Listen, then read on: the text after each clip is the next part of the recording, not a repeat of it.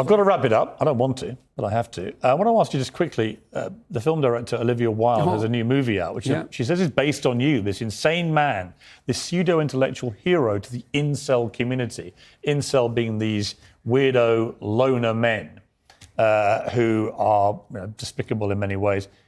Is that you? Are you the intellectual hero to these people? Sure. Why not? People have been after me for a long time because I've been speaking to disaffected young men. What a terrible thing to do that is.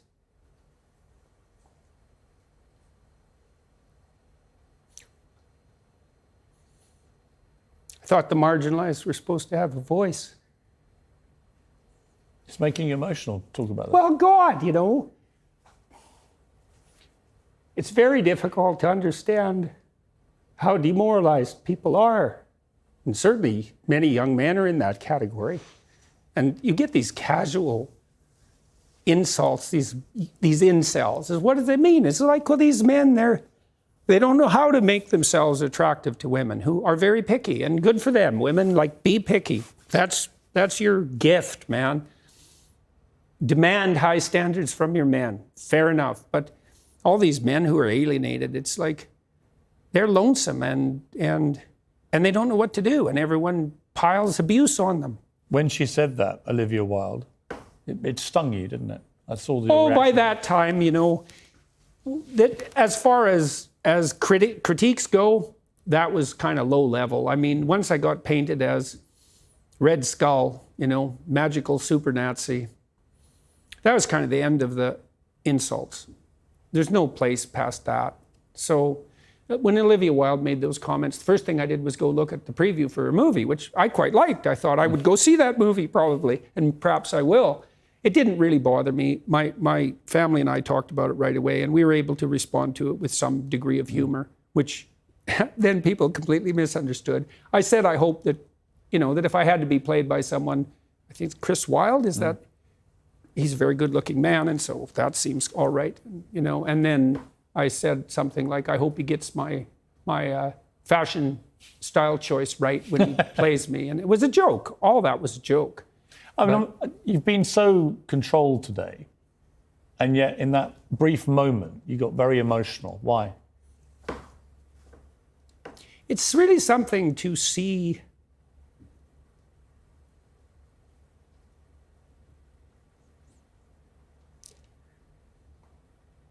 constantly how many people are dying for lack of an encouraging word.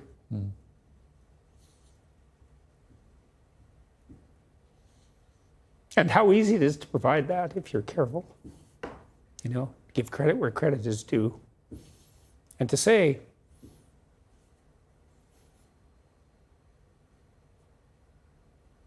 you're a net force for good if you want to be. Do you believe you're a net force for good? Net, yes. In all the details, probably not. No one's perfect. So people make their mistakes as they stumble uphill. Jordan, it's been a fascinating interview. Thank you very much. Thank you. You've got this new box set out. Yeah, I'm pretty happy about that. Jordan B. Peterson, 24 Rules for Life and Beyond Order. Fascinating books. They've sold how many millions now? Well, 12 Rules sold 7, and I think Beyond Order is approaching 1 million now. So yeah, they're doing just fine. Did you ever think you'd sell that number of books? I never thought any of this would happen, Yeah, I knew when I was teaching at Harvard and at the University of Toronto that some of the things I was teaching were revolutionary. I was surprised that I got away with it, let's say, as long as I did. And so there's a way in which it doesn't surprise me. And I wouldn't say that's because of the brilliance of my ideas. It's because I'm good at communicating ideas, but the ideas that I've been developing, they're ancient ideas. They're the oldest ideas we have in some real sense. So they have a power. Right, absolutely. You'll launch the Peterson Academy. Tell me about that quickly.